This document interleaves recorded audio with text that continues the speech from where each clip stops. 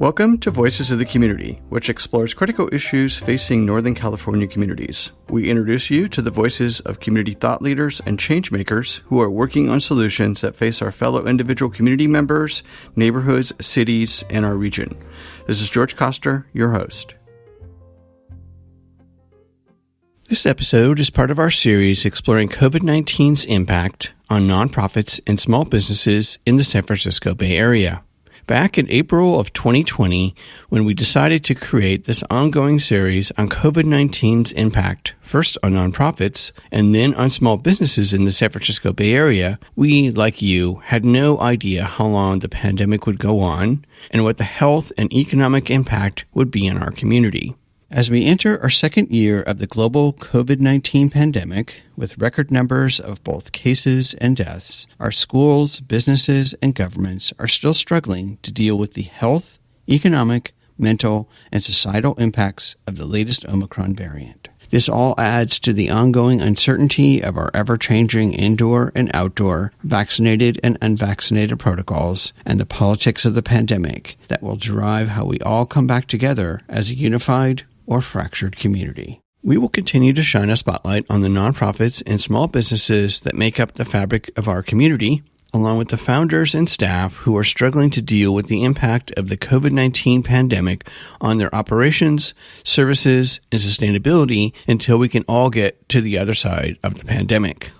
Along the way, we will also share with you all the amazing solutions that our nonprofits, small businesses, foundations, and government leaders are working on to help us all get to the other side of the pandemic and come together to rebuild our communities with more economic, social, and environmental equality. I think that housing is just fundamental and unfortunately not really a right now in our country. And it's something that we need to work very hard to have more of so we can all be healthy and we can all have the kind of lives and the kind of communities that we should have in such a wealthy country that has the values that we say we do. This is the Executive Director of Resources for Community Development, Dan Soslik. Since 1970, California has not been building enough housing, especially affordable housing. The latest estimate of California housing shortages ranges from 3 to 4 million housing units. This decades-long lack of housing impacts both the estimated 160,000 unhoused Californians and the 7 million Californians living in poverty because they spend over 50% of their paycheck just to pay for rent. The state's official housing production goal is 180,000 units a year, but the state is only building around 70,000 units per year.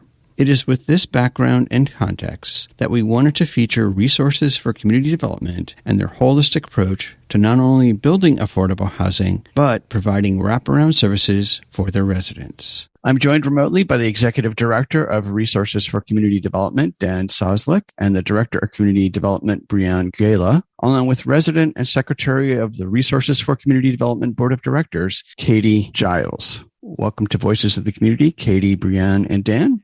I'm going to ask each of you to provide a little background, and I'm going to start out with Dan first. Just give our audience an overview of Resources for Community Development services and programs. Thanks, George. So Resources for Community Development, RCD for short, is a nonprofit housing developer, owner, and operator. We've been building affordable housing and operating it since 1984. Our office is in Berkeley. We're currently working in 5 counties in the Bay Area. Basically, our mission is that we build, create, and preserve affordable housing for people with the fewest options. We build community and enrich lives. And we really have 4 main program areas. One is the construction of new housing and preservation. So that's actually real estate development and building housing that's affordable to low-income people. We build housing for a real wide variety of different population groups, including seniors, working families, people coming from homelessness, people with disabilities. We also operate that housing. We have over 60 developments that we've built in about 25 cities.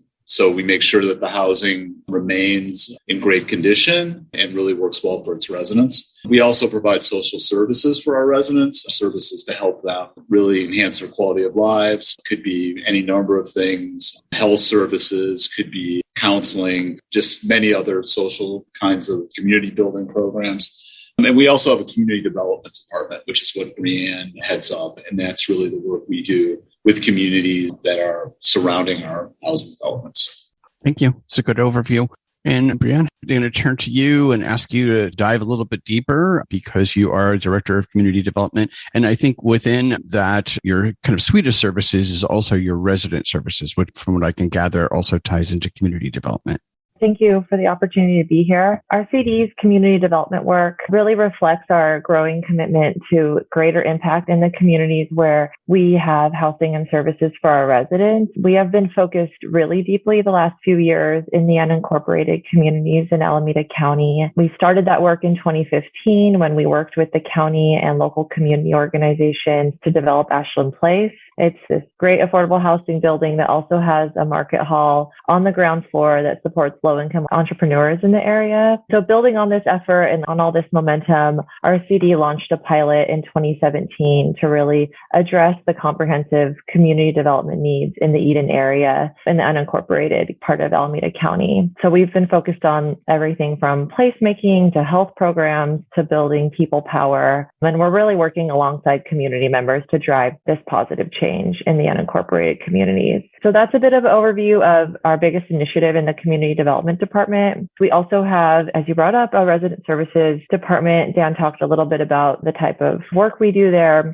We have a really big commitment to making sure that our residents are supported with living healthy, stable lives. So Dan had mentioned a lot of our work to support their health. It could also be connecting them to jobs, to job training programs, educational programs, support they might need with their children. So some of our buildings, we have youth enrichment programs, and we're really basing that on the needs of the population and really trying to meet them where they're at and make sure that we're trying to provide wraparound services as much as possible. Could you expand a little bit more on the kind of social engagement and community development component of the resident services and your leadership development program as well? Sure. So I guess there's two ways to think about this. So within the community development work, within this pilot that we're working on in the unincorporated communities, we have a leadership development program. We're really working to develop more leaders in the community. This is a community that had very little community capacity, very few local organizations and grassroots groups. This is a community where over 75% of residents are people of color. And so we started off that work by launching a 6-month leadership development program that really brought together people across the community to really develop their skills, to help them launch community-based campaigns, to help them get involved in civic life in a different way than they had previously. And so we have been doing more and more work in that space, and we really are excited to be doing more and more community organizing and leadership development work. And then within our resident services department, which is a sort of separate department from the work I do, we also have a big focus on building community at our buildings, encouraging residents to get to know each other, to participate in activities on site. And as part of our growing focus on diversity, equity, and inclusion, we are also going to be working to launch some leadership development work that really helps encourage more of our residents to get out there and to make a change and to be involved in both their building and, like KD, be involved with RCD and with the leadership of RCD. And staying with that for a moment, you mentioned the entrepreneurship program. Could you help clarify, does that program help community members within your building or in your community help start businesses that they might have, or from a hobby transition into a business? Yeah, that's a great question. At Ashland Place, there's this market hall where low-income, actually food entrepreneurs are able to launch businesses. And one of the things we found when we started working deeply in Ashland and in the unincorporated communities is that a lot of people were running home-based businesses. There are a lot of immigrant and undocumented families in the community who maybe have been excluded from traditional lines of work, of course, find a way to make it work and are really resilient. And so we partnered with Mandela Marketplace and with Alameda County's Economic and Community Development Department to launch this market hall that really provides space for 4 different entrepreneurs to launch their businesses with the idea that they're building their capacity and then moving on to hopefully open a more permanent business elsewhere in the community. And so we really see this as a great opportunity to use our commercial space and our affordable housing development to both support our residents who now have access to this great resource and healthy food options, but also to really use it as a place to launch local entrepreneurs and support the commercial corridor. Thank you. You have a complete suite of services there. And I just wanted the audience to better understand that the idea is not just to provide housing, but you're really trying to provide wraparound services, everything from health and wellness services all the way to helping someone to go from a hobbypreneur to an actual entrepreneur. Turning to you, Katie, could you share with the audience a little bit about your process of becoming a resident and then participating on the board of directors? I was in Alameda County building the Agency on Aging, and I happened to see a flyer that said an apartment building was opening up in Berkeley. So I says, well, I'm turning 62, so I'll apply for it just as I get 62, because you had to be 62 or older. So I was in Dallas and I mailed my application back. And by the time I got back, it was coming for an interview. And in the last of November, I was called and I came in for an interview with the manager, and I was selected to get an apartment. I moved in on December 10, 2006. It's when I first moved into the Margaret Breland homes. And it has really been great just living there. I knew nothing about RCD. They had a grand opening in February, and one of our past board members, Ray Vasconcelos, thought that I was great. I spoke at the opening and she says, oh, we need her on the board. So they interviewed me for the board and I accepted. So I came on the board in 2007 and I've been a board member ever since. I've gone to various speaking engagements for RCD, including going to speak on the steps of the Capitol in Sacramento for the redevelopment funds. It was a pleasure, and it was so enlightening to do something like this. I'd never heard of board members having this much access to the company.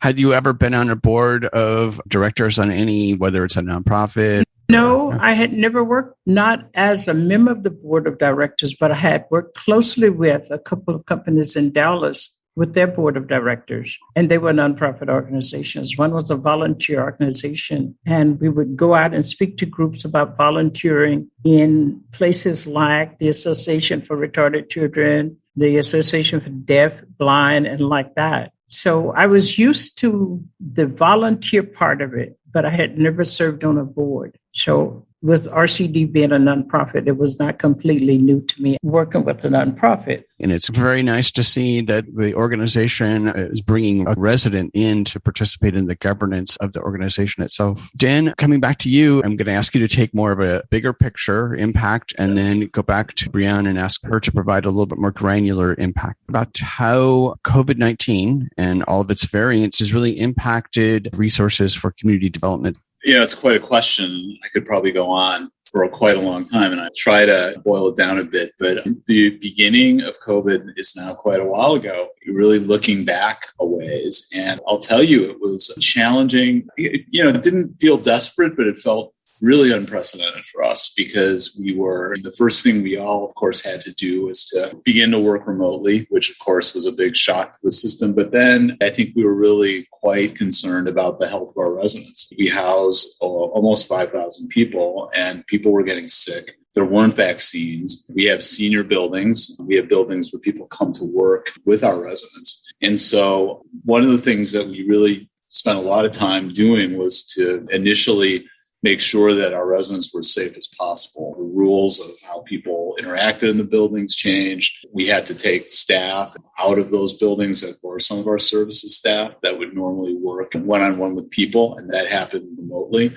So there was a whole health component. I think another big component for us was issue of jobs and rent. All of our residents pay rent, and many of them are working people who had jobs in service industries, things like restaurants, et cetera. A lot of those jobs went away. And how would our residents pay rent? And we knew we weren't going to evict anybody because they weren't able to pay rent. That's something that we wouldn't do. But how would we support our residents and then support our buildings? Because without those rents, those buildings could run into some issues just operating. So that was a real concern for us. The last thing I'll just say, and this kind of goes to the real estate component of what we do, is that, we had some ideas about what COVID was going to do to real estate and construction. And I think that it really went in a completely different direction. We all felt that prices might go down in the market.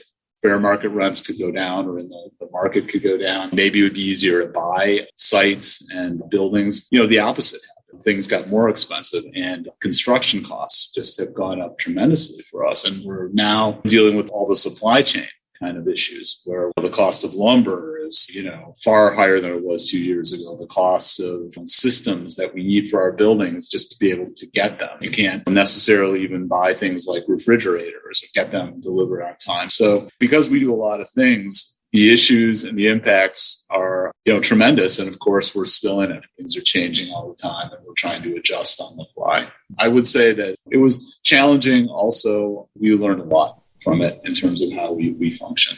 Thank you. And Brianne, how has it affected your programs and your actual services that you deliver? So I'll try to answer this on the services and community development side. On the services side, as Dan mentioned, we weren't able to provide services in the building in the beginning, but we definitely remain committed to our residents, and our services team and our partners were actively reaching out to our households multiple times every week via email, phone, and on-site to help them with applying for and receiving benefits, negotiating rent relief, finding food pantries, and providing much needed emotional support throughout the pandemic. And then on the community development side, all the issues that we've been working with really just dramatically increased in severity due to the pandemic. In the unincorporated Eden area, where our department's largely focused, at one point, residents were struggling with a nearly 25% COVID-19 positivity rate. That was in January of 2021. Unemployment at one point topped 20%. Housing costs went up 12% in 2020.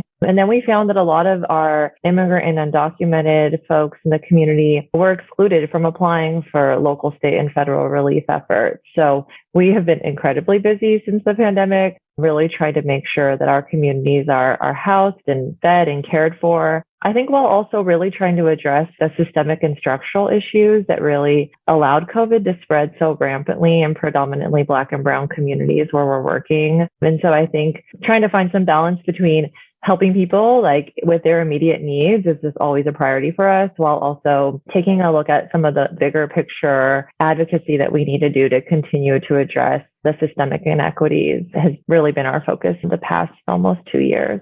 And staying with that, Brianne, we started to come back over the summer, and then Delta exploded, and it seemed like people were coming back. And then now we have Omicron that's now hit. How has it impacted folks who are volunteers or vendors or partners that are helping you deliver the services? Yeah, I think for many of our partners and our other nonprofit agencies in the area that we work with, I think we cannot hire fast enough. We are busier than ever. I just was looking at our fall 2021 numbers and found that our August and September numbers at our different food banks that we helped launch during the pandemic, we're having, I think, the highest amount of participants that we've had the whole pandemic, even from the first few months. So I think we're really still deep in it. I think for many people, the pandemic feels like it's lifting. And I think for us, the number of folks that we hear from on a daily basis that need support with food and rent assistance and their basic needs like diapers and formula are huge and are just as big as they were in April 2020. So for us, we're charging forward and in many ways continuing the same as we did in the beginning of the pandemic. Thank you. And Dan, turning back to you just for a second, do you feel that funders have helped step up to underwrite the additional costs for construction and products, et cetera? Have you seen more governmental help? Now we're going into our second state budget where we're going to have even a larger windfall in government funds. How has that helped impact RCD's work? In many ways, I do think it's a glass half full, half empty. You can say that, government could have done some things better, but I think they've done a lot of things that have been really important for people. I think the eviction moratoriums, again, we were not going to evict people because that's not in our mission. Our folks were not going to be evicted for non-payment during this period, but across, society where people have landlords who aren't nonprofits, that's really critical to prevent homelessness. So I actually think government, the income supports for families to help make up for jobs that were lost. And then certainly all of the sort of stimulus programs. You mentioned the state budget. We, because of demand for affordable housing have really been unable to start new projects in 2021, but the state was able to take some of the funding they got, and with a budget surplus, it was able to set aside almost $2 billion for stalled projects across the state. And we're going to be able to start at least 4 new construction housing developments in 2022, including 2 probably by February. So I think that government actually, when we look back, will say that we did respond. And we could always do better. I think there are certainly examples of programs where things maybe didn't happen as quickly as you'd have liked. But I feel that without that response that was really significant, there would have been a lot more pain for across the people we serve. Thank you. I'm going to turn back to you, Katie. Could you share with the audience a favorite moment of living there? We've had a lot of residents to come and go. Not so many moved out, some passed away. But all in all, we still have some original 2006 residents there. And it's great. I love them. They love me. And we work together as a family. We're not a community. We're a family. And we help out each other in any way that we can. I must say that I am a leader in the building. Say, okay, it's Thanksgiving. Somebody may not get a Thanksgiving dinner. We need the full Thanksgiving dinner here to help, not so much as myself, but those that are less fortunate. So I push to get things that are needed in the building also. And they love me for that. They said, we don't have to worry. We know we're going to have this or we know we're going to have that because Katie lives here.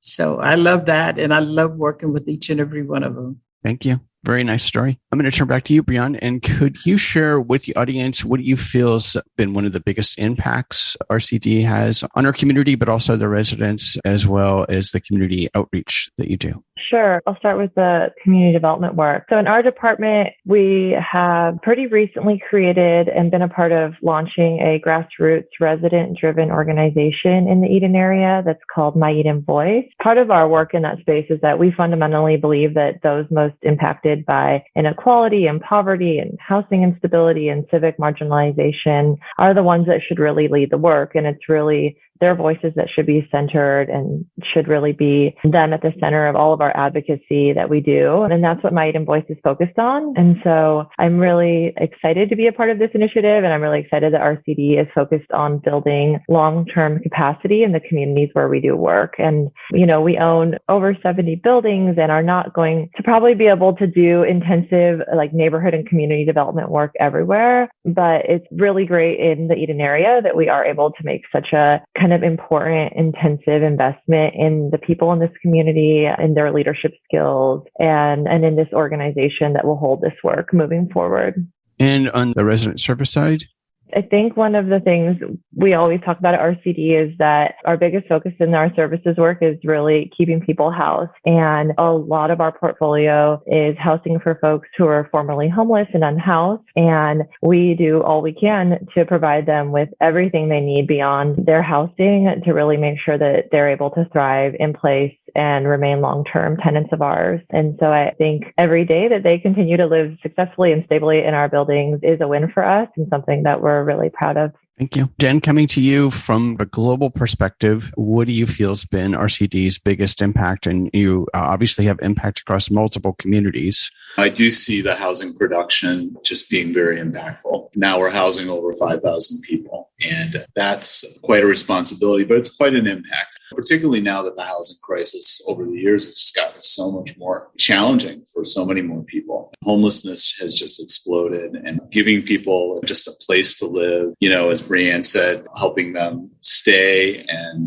grow in their housing, the different types of people that we've been able to benefit. We work with, again, families that we've got kids who are going to college and coming back and seeing their parents who are in the housing, have been there a while.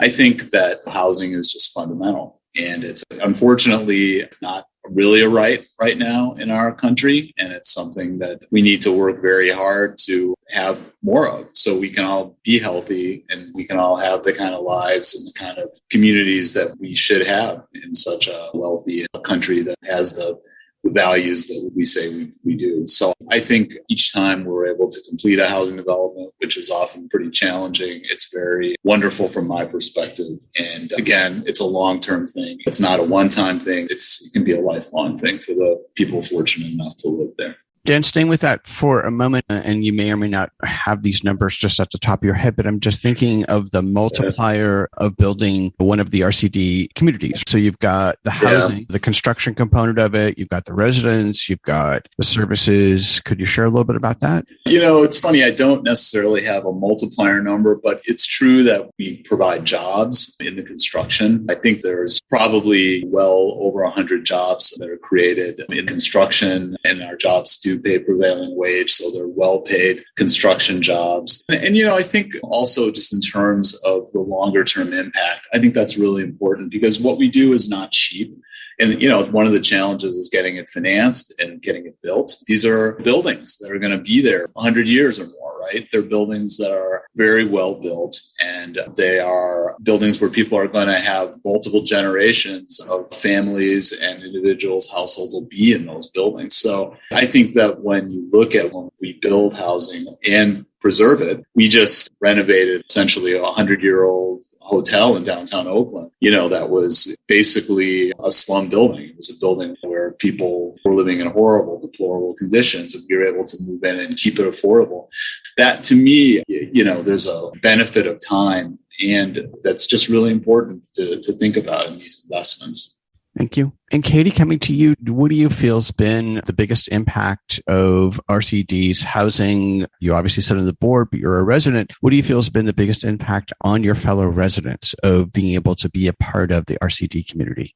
It is an honor, really, to serve on the RCD board. I was so impressed when they said, would you like to be a board member? And I'm like, a board member? You're not serious? I know, because I didn't know anything about serving on boards. Even having worked with them, serving on a board is totally different. And I've learned a lot. I've supported RCD wholeheartedly. I am a resident, like I said, of 15 years. I'm a board member of almost that long and secretary of the board, but I've also been a spokesperson for RCD. The building we built in Martinez, I went before the Planning Commission to speak on behalf of RCD like 4 times, even spoke before the City Council in reference to that building. I also went to Sacramento and spoke. This was during the pre-development funds that we were trying to hold on to. And I spoke on the steps of the Capitol, representing RCD and other seniors and companies with affordable housing. So I've learned a lot, and I really do like it. I'm looking for a resident to replace me, but so far I haven't found one. I'm also chairman of the scholarship committee, where we solicit funds and award scholarships once a year at our annual event, Sparking Connections. So I've chaired that committee for a while now, and it's truly an honor and a pleasure at the same time. Thank you. And Dan, coming back to you, for folks who are listening to the show today, how can they support RCD's work? Obviously, always nice to get a check. Are there ways that folks can get engaged, perhaps as a volunteer, or are you looking for partners, sponsors? I'll say a couple things. One is, I think, just being aware of affordable housing opportunities and to support affordable housing in your community and not to oppose it. One of the biggest challenges we've had historically is, the not in my backyard kind of response to what we do. And thankfully, I think that's getting less, and I think politically tougher and tougher, but we still see lots of examples. So if you see that there's an affordable housing or project development to house homeless folks in your community, go to the council meeting. Now you just go on Zoom, write a letter, support it, or learn about it. So that's one thing. I think that's really important. And then, of course, you can always learn about us by going to our website, which is rcdhousing.org. You can follow us on Facebook, Twitter, and LinkedIn, and you can make a donation that'll support all of our programs at rcdhousing.org/donate. So you can do that. But certainly that's very appreciated, and we love that. But I think just learning and supporting this type of work and being a welcoming neighbor in your community is very important. Thank you. And Brianne, how can folks who are listening to the show support your efforts out in the community?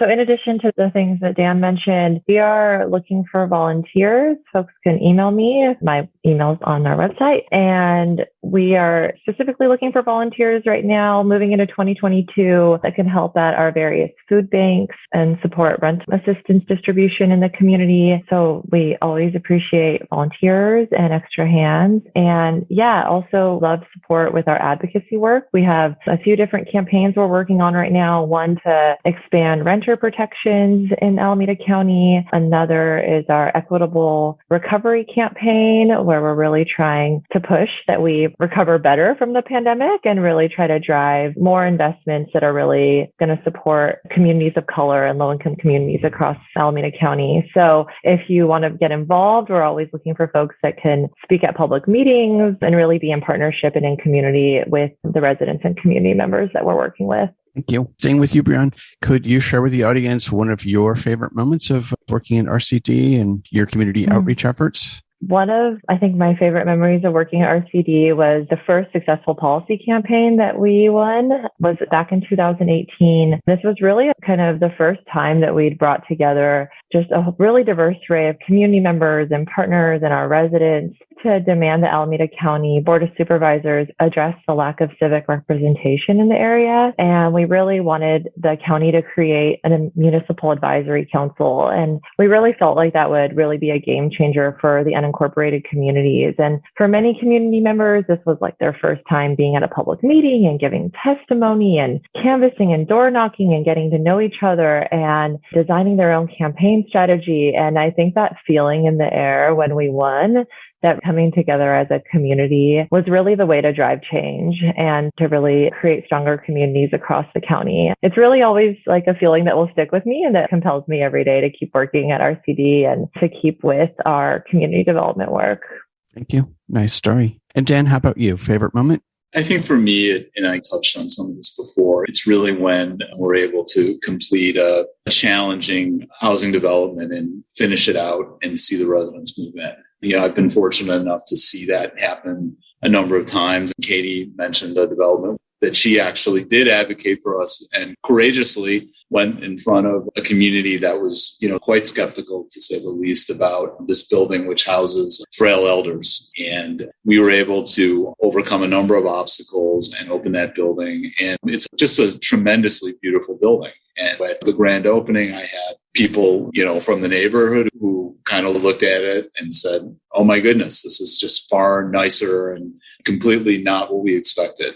Folks that were in the business community, the political leadership. And ultimately, after a while, it's just a wonderful community that I think everyone there is really proud of. So to me, that's really heartening. What we do, I think, is incredibly important. And to be able to get to those moments is wonderful. Thank you. So segueing to our final question for all of you, and it'll be the same question. I'm going to start with you, Katie. From your perspective, what do you think are some of the positive things that can come out of the pandemic to support RCD's work and your fellow residents? The pandemic in our building was different. The residents that lived there along with myself, they were glued to their apartments. They would not come out because they were so afraid of catching COVID. So they would stay in their apartments for days and just walk round and round. And some of them, their children would come over and take them out for a walk or whatever. But I don't know, I guess I was different. I stayed in for a while and then I began to mask up, glove up, and I was out.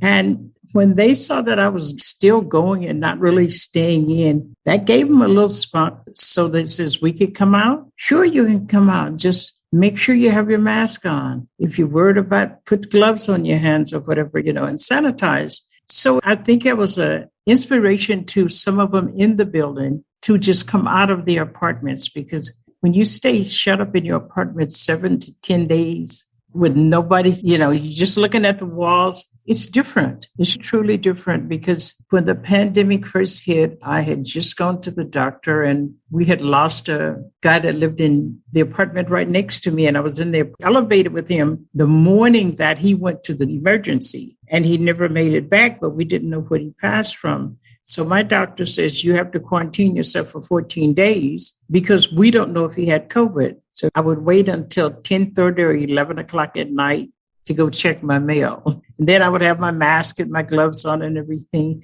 As it turned out, he did not pass from COVID. But I had quarantined myself for 14 days just to be on the safe side. And just as I was coming out of it, the Jon Stewart Company had shelter in place. And I'm like, I've been in place for 14 days. I need to be out, but I survived it. And like I say, it was very different. And I was so glad when we were able to come back together as a community, when they lifted the ban and we could come back and we could go to coffee and sit down and share stories and like that. And everybody had a story to tell because they had been shut up in their apartments for so long. So it was great. Thank you. Brianne, what do you feel are some of the good things that could come out of the pandemic? I guess the first thing I'll bring up is that leaders in Alameda County, I think, are increasingly aware of the unincorporated communities. And I think a lot of that is because of the advocacy and the work that we've been doing. I'm excited that more and more people know about the needs of this community. And I think that the stimulus dollars that are being allocated will really be helpful for addressing the economic and health issues that were really there before the pandemic and that were really exacerbated by the pandemic. I think that is one thing that, quote unquote, positive that could come out of this situation. And I think that the other thing I would like to raise is that I think we really have some momentum now to address the systemic racism that's holding our communities back. I think the pandemic really highlighted a lot of the inequities in our society, in particular in the Bay Area. And we're really making, I think, some big progress in having a lot of conversations locally about increasing policies that really provide support for working families, that protect renters, and really center those who have been historically excluded from a lot of these programs and a lot of these conversations. So I guess I'm looking forward to that moving into 2022. Thank you. And finishing off with you, Dan, from both an RCD perspective, but also you've been in the business for a while, more of a global perspective of how the pandemic has perhaps put a spotlight on our need for housing and lack thereof. What are some of the good things that could come out of it? Yeah, certainly from an RCD perspective, I think we were tested and it showed the resiliency of the company in many ways. We thought about that in 2021 because I thought 2020 was a sort of an adrenaline year of crises that were really quick. In 2021, we've seen this just continue in ways that we can't predict. And it's going to obviously continue into 2022. So I think just the ability to be able to weather some of those storms and to bring different resources to bear, different ideas. One thing we didn't mention is that we vaccinated, 4,000 of our residents at our buildings, which was literally happening in one building right at the time when there was a COVID outbreak. And it was just incredibly new for us and fast. And so there was that sort of resiliency. And I think globally, I think Brianne kind of touched on it, that sadly, a lot of the issues that the pandemic really kind of heightened were happening before the pandemic. The health disparities, the housing disparities, the racial justice issues and disparities, they were all there. And it just shone a light and made things so much more out there and in some ways just much worse for many people, which was terrible. So hopefully some of the momentum that we've seen where there's just much more awareness, much more of a sense that we need to change some of our systems and new things and innovations that have occurred, things like the Room Key or Home Key program from the state where we're buying motels and turning it into housing, and we're participating in that. And that can be positive. We've seen that we're not powerless when we have a crisis, but we have to make sure that we mobilize and keep our energy and our politics in the right direction so that we're not cut short again.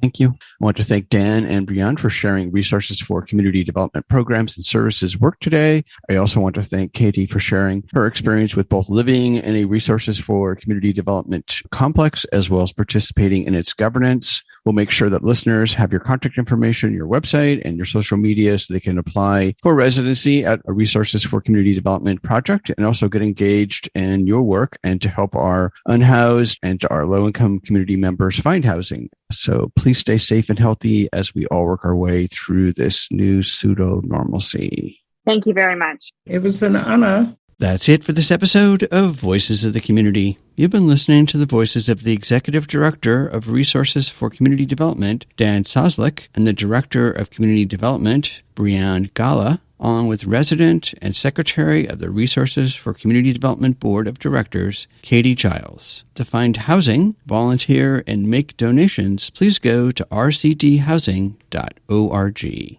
We hope that you enjoyed the insights, points of view, and personal stories from the voices of changemakers and their nonprofits and small businesses featured in this series. To find out more and get engaged with the nonprofits, small businesses, and staff members featured in the series, please go to my website, georgecoster.com, and click on Voices of the Community to find links to the extended versions of these interviews and to listen to the entire series.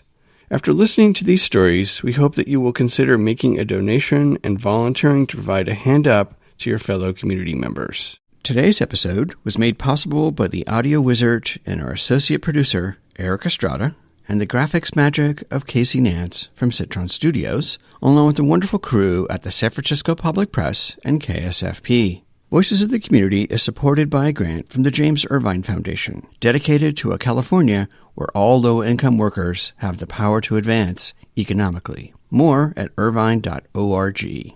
Voices of the Community is a member of Intersection for the Arts, which allows us to offer you a tax deduction for your contributions. Please go to georgecoster.com and click on the donate link to make a donation to help us provide future shows just like this one. While you're on our website, you can enjoy our archived past shows, which feature community voices working on solutions to critical issues facing Northern California communities.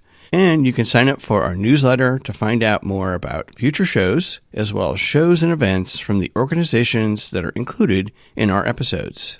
Take us along on your next COVID walk by subscribing to Voices of the Community on Apple Podcast, Spotify, and Google Podcast, or wherever you get your podcast. You can follow us on Twitter at George Coster, and we'd love to hear from you with feedback and show ideas, so send us an email to george@georgecoster.com. I'm George Coster in San Francisco, and thank you for listening.